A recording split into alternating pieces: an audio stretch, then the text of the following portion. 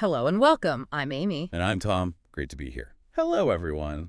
Today, we're diving into something really exciting. We're going to cut through all the noise and really pull out the essential insights from, well, a whole bunch of great sources on entrepreneurship, building wealth, scaling up your business. Yeah, think of it as like your fast track, your shortcut to grasping what really makes things tick in the business world today. Exactly. We'll unpack frameworks for finding those killer ideas, mastering sales, even getting into the psychology behind building real influence. So let's jump right in. Okay, so when you're talking about getting a business actually off the ground and, making money reasonably quickly, we've seen basically two main paths emerge from the research. Two paths, right. The first one is sort of an apprenticeship model. You find someone who's already successful, an entrepreneur you admire, and you just immerse yourself, learn their playbook, from the inside out. That sounds really strategic. It makes me think of, well, Kim Kardashian, starting with Paris Hilton, right? Learning all about branding before launching her own stuff. Or maybe Sheryl Sandberg at Facebook. Exactly. Those are perfect examples. Became incredibly wealthy working with top leaders. It seems like a lower risk path, definitely. Yeah. You get that hands-on experience, but still, the potential returns can be pretty substantial. For sure. The other way is, well, the DIY route. Go it alone. Higher risk there, I imagine. Definitely higher risk, but, potentially the highest rewards too. And a really key thing here, especially with your first business, it's not just about the specific product or service. It's more fundamental.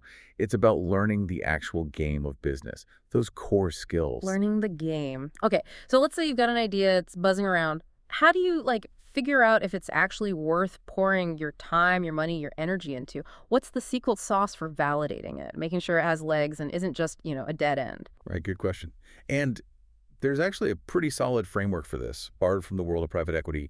It's called the MO8 strategy. MO8. Yeah, MO8. Stands for Margin, Operations Advantage, and Total Addressable Market. So let's start with M for margin. This is crucial. A genuinely good business, you should be aiming for at least a 15% net profit margin. Net profit, so the money you actually keep. Exactly. The cash in your pocket after everything's paid, not just revenue coming in. And why is that 15% so important? What's the trap people fall into if they don't hit that? Well, a lot of people mistake revenue for profit, like you said, Yeah. or they underestimate all the hidden costs. That 15% net gives you breathing room for surprises, for reinvesting, for actually building wealth. You're down at 5%. You're basically just running on a treadmill constantly. Makes sense. Okay, so M is margin. What's next? O. O is for operations. Can this thing actually scale? Or is it always going to rely just on you? Is it a real business, or are you just creating, a high-stress job for yourself? Yeah. Big difference. A business versus a job. Got it. Then A. A is for advantage. Do you have some kind of unfair edge? Unfair edge. Okay, explain that. It sounds a bit sneaky. Huh. Well, it's not about being sneaky. It's about what makes you uniquely suited to win. Maybe you've got amazing social media reach, like you can get in front of thousands instantly. Or perhaps you have 10 years of deep industry knowledge nobody else has. Ah, okay. So something specific to you. Right. Because those easy wins, those sort of arbitrage windows, like being the first one on a new platform or finding a tiny niche they always close eventually, competitors catch on. You need something more sustainable than just being first. So it's really about connecting the opportunity to the person. Absolutely. What works wonders for one person could be a total disaster for someone else. You've got to leverage your own background, your knowledge, your network, your resources, your reputation. What makes you the right person for this specific market and this problem? Okay, that's a really crucial point. So beyond the MO8 framework, we also saw these three key filters emerge for spotting a genuinely good opportunity. First one was, does it solve a measurable pain? Yes, measurable pain. Can you actually quantify the problem? And more importantly, are people willing to pay to make that problem go away or at least get better? If there's no real pain, there's no real reason to buy. Makes total sense. And the second filter? Does the audience you're targeting actually have money? This is huge and honestly often overlooked. Really? How so? Well, get this. The top 10% of income earners. They hold something like 60% of all the disposable income out there. Wow, 60%. Yeah. So selling to that more affluent group is often way more effective and, believe it or not, less competitive than trying to fight it out in the bottom 90% where everyone's just competing on price. That's fascinating. Okay, so pain, money. And the third was passion, but defined in a specific way, right? Right. Not just, I enjoy this. It's more like a willingness to suffer for it. Are you genuinely prepared to grind through the tough times, to delay gratification, to keep pushing when everything feels like it's falling apart? It's like that adult marshmallow test. The adult marshmallow test. I like that. So these viable ideas, they often come from one of three places, it seems: pain, passion, or profession. Exactly. Maybe you start by solving a pain you personally overcame, finding a solution for a common allergy or something. Or it could bubble up from a deep passion, a hobby you're just completely obsessed with. Or the third way, leveraging your profession. Yeah, and this is often the most direct route, especially into self-employment.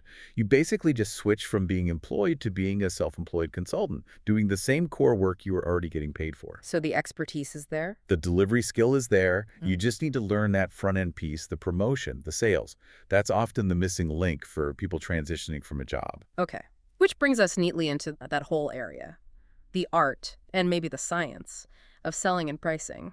This seems to be where so many potentially great ideas just fizzle out. What did the sources say about mastering this? Oh, it's a massive lever, and often counterintuitive. Like selling to wealthier clients, it's not just about charging more. No. No, it's often about a totally different kind of relationship. They can actually be less demanding, quicker to approve things, less likely to micromanage you compared to, say, founders on a really tight budget who might call you constantly. That is counterintuitive. I remember reading that story about the home inspection company. They were struggling trying to be the cheapest option. Yes, the luxury home inspections Yeah, example. they just changed their name, targeted wealthier homeowners, and boom, margins jumped by like 45%. Saved the whole business. Didn't even increase the number of inspections, just changed who they sold to. It's a brilliant illustration. And related to that is pricing itself. So many entrepreneurs are terrified of overpricing. They end up selling from their own wallet, projecting their own price sensitivity onto their customers. Yeah, I can see that happening easily. But here's a benchmark that flips that fear on its head. You might actually be priced correctly when roughly 7 out of 10 people you pitch say NO to your price. 7 out of 10 say no. That sounds high. It does, doesn't it? But think about it. That implies about a 30–35% close rate. If your close rate is significantly higher than that, say 50, 60, 70%, you're almost certainly leaving a lot of money on the table. Wow. Okay, so a high close rate isn't always good news. Not necessarily, no. It often means you're too cheap. Remember that gym example? The owner tripled prices, lost about a third of the members, which sounds bad, right? Yeah, sounds scary. But they doubled their overall revenue and cut their operational costs by 2/3 because they had fewer higher-paying members. The profit just skyrocketed. Incredible. So the advice was, Go as high as you can without cracking a smile. Basically, keep raising your prices until you start getting significant pushback. If nobody balks at your price, you're too low. Period. okay, that's a bold strategy. What about different types of pricing, not just one flat fee? Great point. That's where value metrics come in. Charging everyone the same can be a big mistake. Instead, think about pricing based on usage, or the number of users, or maybe the specific measurable value a client gets from your service. Like software companies do this, right? Exactly. Like Typeform, they charge clients vastly different amounts for access to essentially the same tool, all based on how much they use it, how many responses they collect. It lets them capture way more value from their bigger clients. Right, tailoring the price to the value received. And this ties into understanding who your customers are, doesn't it? That segmentation idea. Absolutely. You can picture it like a pyramid. At the very top, maybe 1% of clients, they control about 15% of the market budget. They shop mostly on pedigree, big names, established reputation. Okay, the very high end. Then there's this crucial middle layer, about 9% of the market, often called the affluent niche. Now, this group holds a huge chunk of the budget, like 45%. And they don't just shop on price. They shop on passion, on new ideas, on unique solutions. This is often the sweet spot for smaller, growing businesses. The 9% affluent niche Okay. and the rest. The remaining 90% of the market, they only control about 40% of the total budget, and they primarily shop on price. It's super saturated, very competitive, really hard to make good margins there. So focus on that 9% where value and solutions matter more than just the lowest price. Got it. Now, if you're going to sell, you need to pitch. Entrepreneurship is like a journey of 1,000 pitches, right? Couldn't have said it better myself. You really do get what you pitch for. So mastering that presentation is critical. Any quick frameworks for that? Like if you bump into someone at an event. Yeah, for that quick 30-second social pitch, think, name, same. something relatable, fame, what makes you unique or different. And then either the pain you solve or your bigger aim or game there, your vision. Keep it memorable, keep it intriguing. Name, same, fame, pay name game. Nice. And for a more formal sales conversation. The closer framework is really effective. CLOSER. Start with clarify. Why are they actually talking to you? Really listen. Then label them with the problem you solve. Make it clear. Okay, clarify, label. Then overview their past experiences, their current pain points. Really make them aware of what they're missing out on, the deprivation. Then sell the vacation. That's your solution. But keep it tight. Yep. 3 key benefits, max 90 seconds. Sell the vacation. Got it. E. Explain concerns. Address what happens if they say no. Handle objections proactively. And finally, reinforce their decision once they say yes. Make them feel good about it. Closer. That's practical. Any other, subtle sales tips that stood out? Oh, yeah. The power of the pause. It sounds simple, but the research is clear. Salespeople who talk less and know when to just be quiet. Especially right after asking for the sale. How long? Wait a full 8 seconds. It feels like an eternity. But people who do that close apparently 30% more sales. The silence creates pressure, and often the prospect will fill it by essentially closing themselves. 8 seconds of silence. Wow. Okay, need to remember that one. And another big one, show. Don't just tell. Our brains are wired for visuals. Something like 70% of the brain is visual processing, so use visuals. Show mock-ups on an iPad, use AI to visualize landscaping results, have a physical brochure. It builds trust, increases conversion, way more powerful than just talking. Makes sense. Show the result. And what about that idea of pitching an assessment instead of the full service right away? Yes. Pitch the assessment, frame it like a doctor's visit. Look, I don't know for sure if I can help you yet. Let's do this assessment. Maybe it's 40 questions, and then we'll know exactly what you need. It creates what they call friction upon entry. Friction upon entry. Yeah, it makes it seem a bit harder to get, which paradoxically increases its perceived value. Like queuing outside a fancy store. If it's easy to get, maybe it's not that valuable. Making them qualify for your help can actually make them want it more. Interesting psychology there. Okay, so moving beyond sales, what about investing in yourself? This came up a lot. Hugely important. And the first point here is maybe controversial. For most people starting out, forget about passive income. Really? Forget passive income. That's like the holy grail for many. Yeah, I know. But the reality, according to these sources, is that true wealth is almost always built first through active income. Get really good at earning money through your direct efforts. The truly rich people, they build massive active income streams first, then they diversify and look at more passive investments. So the whole passive income focus might be misleading. Well, some argue it's a narrative pushed by the investment industry because, they make money managing other people's money. The argument is that investing in yourself and your own skills and earning potential usually offers a much, much higher return, especially early on. Be a wealth creator first. Okay, so focus on active income, but how do you leverage that? Instead of traditional passive income, think about building performance assets. These are things you create yourself that generate ongoing value. Intellectual property, media like a blog or podcast, code for a software tool, data like a valuable email list. Things you build, not just buy. Exactly. A book, a SaaS platform, a newsletter. Anyone with a phone and a laptop can start creating these today. They turn your knowledge and effort directly into potential income streams. That reframes things. So if someone's starting from scratch today, what's like the #1 skill to invest in for generating that active income quickly? Based on the sources, a really strong candidate is learning how to advertise and promote. Seriously. If you master lead generation, you can generate qualified leads for existing businesses, plumbers, dentists, gyms, whatever, and just sell them the leads. So you don't even need to deliver the service yourself. Nope. You become the marketing engine, you generate the lead, sell it to the business for a fee or a percentage, and they handle the actual work. You capture that profit spread in the middle. Yeah. It's a powerful way to leverage a core skill. Okay, learn to advertise. That makes sense. And this seems to feed into another skill that was highlighted as massively undervalued. Content creation, absolutely. Why is that so powerful now? Well, first, it forces you to clarify your thinking.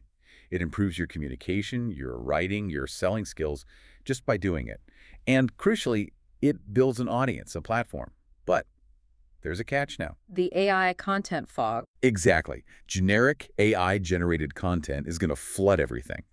So just putting stuff out isn't enough anymore. You need a unique hook, something that cuts through. Yeah. And you need to decide, are you an entertainer, just getting views, or an educator building real influence? And educators need. Proof. You can't just talk about things. You have to, as one source put it, do epic shit and talk about the epic shit you did. Right. Real experience. And AI can't replicate that. Precisely. That's how you build trust and actually monetize attention effectively. It's not just about views. Look at Rihanna with Fenty Beauty, converting massive influence directly into a billion-dollar brand. That's about turning attention into intent to buy. Okay, so content requires proof and a focus on monetization, not just vanity metrics. And the future seems to be about Depth of relationship. In a world swimming in shallow AI-generated stuff, real value will come from deep, authentic connections. Think about streamers who spend hours interacting with their audience. That builds incredible loyalty. so authenticity and even like rawness become valuable. Hugely valuable. Raw, unedited streams or behind-the-scenes content can build more trust than super polished, overproduced stuff because it feels real. It's about moving people from just being aware of you all the way through to consideration, purchase, advocacy, and finally true loyalty. That's the goal. That marketing affinity loop. Got it. Okay, finally, let's touch on those undervalued games in business. What were the big ones? Right, the things really successful operators focus on. First, financial engineering. It sounds intimidating, but it's basically understanding how to use other people's money loans, credit lines, leveraging assets to grow faster, maybe acquire competitors. So not just relying on your own profits to expand. Exactly. It's how the really big players operate. It's a learnable skill, not magic. Means understanding your P&L, talking to bankers, getting into rooms where deals happen. Okay, financial engineering. What else? Hiring and delegation. For many entrepreneurs, this is actually the biggest point of leverage. Finding truly exceptional people, building a strong culture that keeps them, and then effectively getting things off your own plate. Think Richard Branson. His dyslexia almost forced him to delegate early, and look where it got him. Using things like a culture test can help find the right fits. Finding and empowering great people. Critical. And then there's the concept of client finance acquisition from that book, 100 Million Money Models. The core idea is structuring your offers so that a new customer pays you twice what you spent to acquire them, ideally within the first 30 days. Twice the acquisition cost back in 30 days? Yeah. If you can crack that code, your customers are literally funding your growth. Cash flow stops being the bottleneck. It's a powerful financial model for scaling rapidly. Wow, okay, so much to unpack there. Financial engineering, hiring, getting customers to fund growth. These are definitely next-level concepts. Absolutely. They represent some of the deeper, less obvious games being played at the highest levels of business. What an incredible exploration today. Seriously packed with actionable stuff on, starting, scaling, really succeeding in business today, from validating ideas with MO8 to pricing psychology and that power of deep content. We covered a ton. Yeah, it was a lot, but hopefully really useful. The frameworks, the tactics, the mindset shifts, they're all tools you can potentially use. Absolutely. And remember, while the entrepreneurial journey is, unique to everyone, applying these kinds of proven strategies can definitely stack the odds in your favor.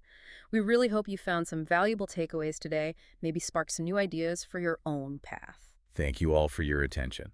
If you enjoyed this, feel free to subscribe to the podcast. And definitely check out the work of the experts whose ideas we've been discussing today. We certainly learned a lot putting this together. See you next time.